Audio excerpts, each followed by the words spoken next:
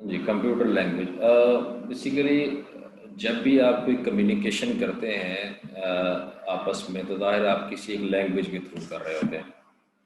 ठीक है जी। अब वो लैंग्वेज कुछ भी हो सकती है। हम इस वक्त जो लेक्चर कर रहे हैं वो मैं कम्युनिकेट कर रहा हूँ उर्दू लैंग्वेज में, आपको समझ आ रही है, आप उसको अंडरस्टैंड कर रहे हो, समझ भी रहे हो। इसी तरह कुछ लोग की नेटिव लैंग्वेज फ़र्ज़ करें हमारी सबकी डिफरेंट है। कोई पंजाबी स्पीकिंग है, कोई सराइकी स्पीकिंग है, कोई पश्तो स्पीकिंग है, कोई सिंधी स्पीकिंग है, बलूची स्पीकिंग है। तो हर एक की डिफरेंट लैंग्वेज है जिसमें वो डिफरेंट काइंड ऑफ लोगों से या डिफरेंट क्लास ऑफ लोगों से वो डिफरेंट तरीके से बात करता है। अगर मैं अपने गांव जाऊंगा और मेरे गांव वाले सिर्फ पंजाबी में बात करते हैं, पंजाबी भी समझ सकते हैं, तो मुझे ज़्यादा इजी रहेगा मैं उनसे पंजाबी में बात करूँ और अपना उनसे जो भी कम्युनिकेशन करूँ वो सेम लैंग्वेज में हो।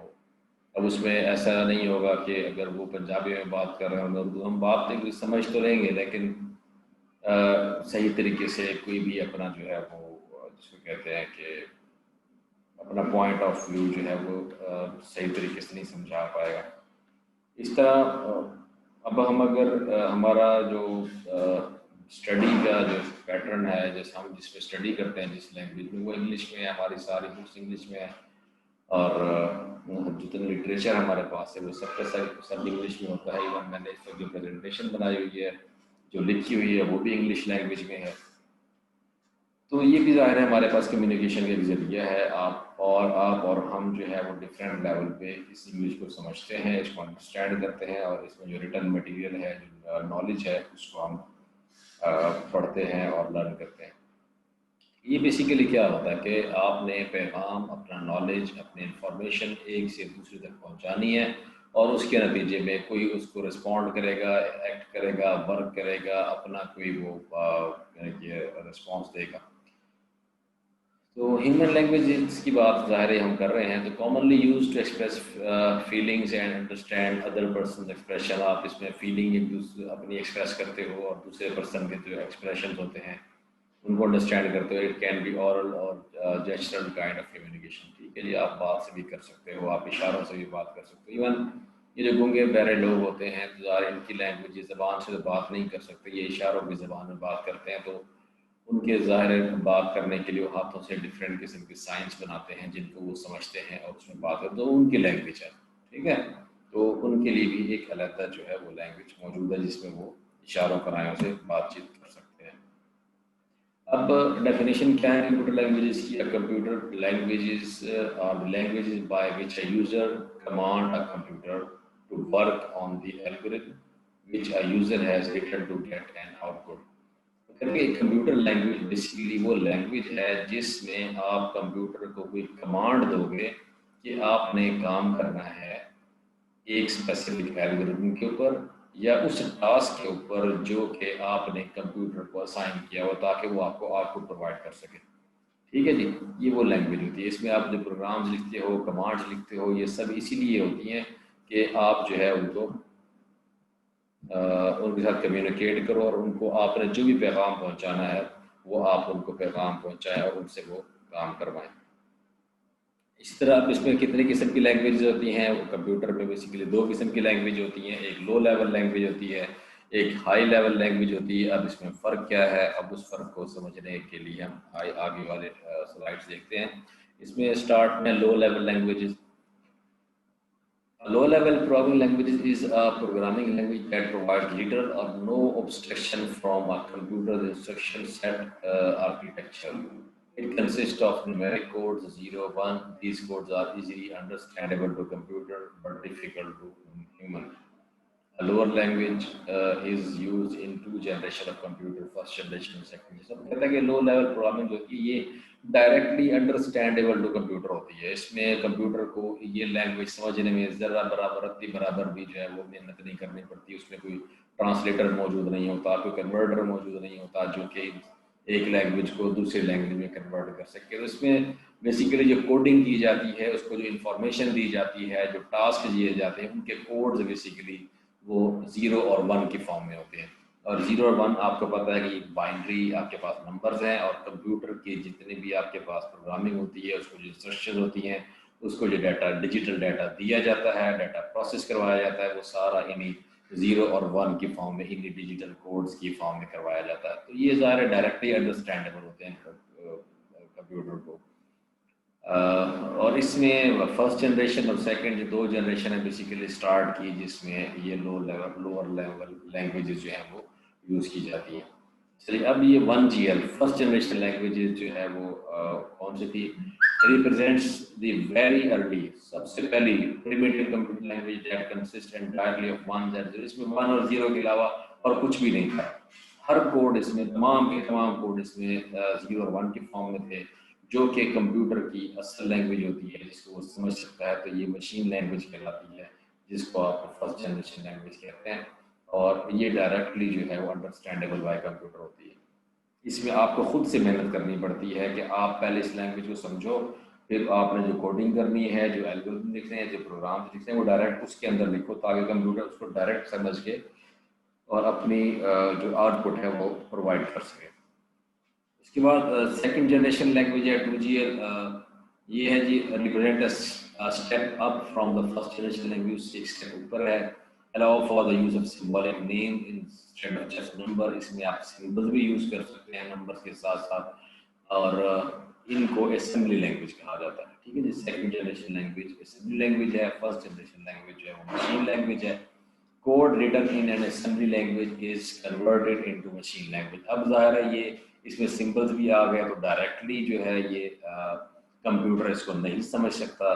جب ڈائریکٹلی نہیں سمجھ سکتا تو پھر اس کو کنورٹ کیا جاتا ہے مشین لینگویج کے اندر. مطلب اسمبلی لینگویج کو آپ کنورٹ کر کے پھر آپ اس قابل بنائیں گے کہ کمپیوٹر اس کو سمجھے اور اس کے اوپر اپنا رسپانس دے اور آپ کو جو ٹاسک ہے وہ پرفارم کر کے دے. اچھا, اب ان کی کیریکٹرسٹکس کیا کیا ہیں؟ ڈائریکٹ میموری مینجمنٹ ہے. اب ظاہر ہے 0 اور 1 کی فارم میں ہے تو آپ ڈائریکٹلی جتنا آپ ڈیٹا, آپ کو پتہ ہے کہ آپ جتنا ڈیٹا ان پٹ کے طور پر دے رہے ہیں تو اتنی آپ کو ظاہر ہے اس کی آؤٹ پٹ اسٹوریج کیپیسٹی بھی چاہیے, اور تو یہ آپ ڈائریکٹلی اس سے یعنی جو میموری مینجمنٹ ہے وہ کر سکتے ہیں. Little to no abstraction from the hardware کو سمجھنے اور اس کو جو کام اسائن کیے جاتے ہیں اس میں کوئی زیادہ مشکل نہیں ہوتی. اس کی وجہ یہ ہے کہ ڈیٹا ڈائریکٹلی اس کے انڈرسٹینڈیبل ہوتا ہے. رجسٹر ایکسیس, جہاں آپ نے ڈیٹا ان پٹ کرنا ہوتا ہے وہ آپ کے ایکسیس میں ہوتا ہے, آپ ڈائریکٹلی ڈیٹا اس کے اوپر ان پٹ کرتے ہو. Statement usually have an obvious correspondence with the clock cycle. اب یہ جتنی بھی ڈیوائسز ہوتی ہیں جو کہ ڈیجیٹلی کام کرتی ہیں اور 0-1 پروڈیوس کرتی ہیں, یہ بیسیکلی سنکرونائزڈ ہوتے ہیں ایک کلاک کے ساتھ, اور اس کلاک کے اسپیسیفک جو ٹریگرز آتے ہیں اس کے ساتھ یہ اپنے ان پٹس اور آؤٹ پٹ چینج کرتی ہیں اور اپنے ٹاسک جو ہے وہ پرفارم کرتی ہیں. ٹھیک ہے, اور سپر پرفارمنس. اب ظاہر ہے ڈائریکٹلی کمپیوٹر کو آپ جو دو گے اس نے ڈائریکٹ پرفارم کرنا ہے کیونکہ کنورژن نہیں کرنی. جب کنورژن نہیں کرنی, ڈائریکٹ پرفارم کرنا, تو اس کی پرفارمنس جو ہے وہ آٹومیٹکلی بہت اچھی ہو جائے گی. ایڈوانٹیج ہے کمپیوٹر سے اسپیڈ از ویری فاسٹ اور ڈائریکٹلی انڈرسٹینڈیبل بائی کمپیوٹر. یہ اس کے 2 ایڈوانٹیجز ہیں. جبکہ error correction is tedious process اور development of program in machine language is very time consuming. ظاہر ہے آپ کو پہلے یہ لینگویج خود سے سمجھنی پڑے گی. ڈیجیٹل کوڈز, ڈیجیٹل ڈیٹا اور 1-0 فارم میں آپ کتنے بڑے کوڈ لکھ سکتے ہیں. آپ کی جو کمپیوٹر سسٹم ہے اس میں جو ہارڈ ویئر ہے وہ کتنے بڑے کوڈ کو پروسیس کر سکتا ہے, یہ آپ کو پہلے خود سمجھنا پڑے گا. پھر کوڈ کے ذریعے سے آپ کے پروگرام لکھیں گے تو ظاہر ایک بہت لمبا ٹائم چاہیے ہوگا آپ کو. اور اس کے بعد اتنا لمبا پروگرام لکھنے کے بعد اگر اس کے اندر کوئی ایرر آ گیا تو اس کو ڈھونڈنا جو ہے وہ ایک بہت ہی ٹائم ٹیکنگ اور بہت ہی جو ہے وہ سمجھے کہ بہت مشکل کام ہوگا. سیکنڈ اب اس کی ٹائپ ہے ہائی لیول لینگویجز. اب یہ کیا ہوتی ہیں؟ Programming language allow the specification of problem solution in terms closer to those used by human beings. These languages were designed to make programming far easier, less error prone, and to remove the programmer from having to know the details of internal structure of a particular computer. یہ third generation میں use ہوتی ہیں. اب اس میں کیا ہوتا ہے؟ اس میں جب آپ پروگرامنگ کر رہے ہوتے ہو تو اس کا آپ کے پاس جو کمپائلر ہوتا ہے اس میں جب آپ پروگرام لکھ رہے ہوتے ہو تو آپ بیسیکلی اس لینگویج میں لکھ رہے ہوتے ہو جس کو آپ خود انڈرسٹینڈ کر سکتے ہو. یعنی کہ انسان انڈرسٹینڈ کر سکتا ہے جس لینگویج کو, انگلش لینگویج ہے یا کوئی اور لینگویج ہے, اس میں آپ نے کمپیوٹر پروگرام لکھنا ہے، اور کمپیوٹر بعد میں کیا کرے گا، اس کو جسٹ مشین لینگویج میں کنورٹ کرے گا اور اپنے پرفارم. لیکن اس میں یہ ہوگا، اس کا فائدہ یہ ہوگا کہ آپ جب ان نوٹیشنز میں کر رہے ہیں جن کو آپ سمجھتے ہیں، تو ایک تو یہ ہوگا کہ آپ اس میں پروگرامنگ بہت ایزی کر سکیں گے، پروگرامنگ ایزی ہو جائے گی، آپ کوڈز بہت جلدی اور ایفیشینٹلی لکھ سکو گے، اس کے اندر ایررز کم سے کم آئیں گے، کیونکہ جب آپ لکھ رہے ہو تو آپ کو فوراً سے پتہ چل رہا ہوگا کہ یہاں پہ یہ ایرر آ گیا ہوگا. ٹھیک ہے. اور دوسرا یہ کہ آپ کو کمپیوٹرز کی انٹرنل چیزوں کے بارے میں بھی جاننا بہت زیادہ ضروری نہیں ہے، کہ اس کی ہارڈ ڈسک کتنی ہے، ریم میں کتنا ڈیٹا آ سکتا ہے، یہ وہی چیزیں آپ کو جاننے کی ضرورت نہیں ہے. ٹھیک ہے جی.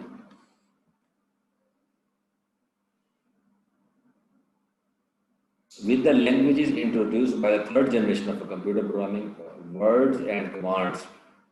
اب آپ نے ظاہر ہے میں نے کہا کہ ان بیسیکلی چیزوں پہ ڈپینڈ کرتی ہیں جس کو ہیومن سمجھتے ہیں. اس میں ورڈز ہوتے ہیں، کمانڈز ہوتے ہیں. جبکہ پہلے جو فرسٹ اور سیکنڈ جنریشن لینگویج اس میں جو سمبلز اور نمبرز ہوتے تھے. These languages therefore had syntax that were much easier to understand. اس کا جب سینٹیکس لکھیں گے، جو بھی آپ اس کی کمانڈ لکھیں گے، وہ آپ کے لیے سمجھنا زیادہ آسان ہوگا.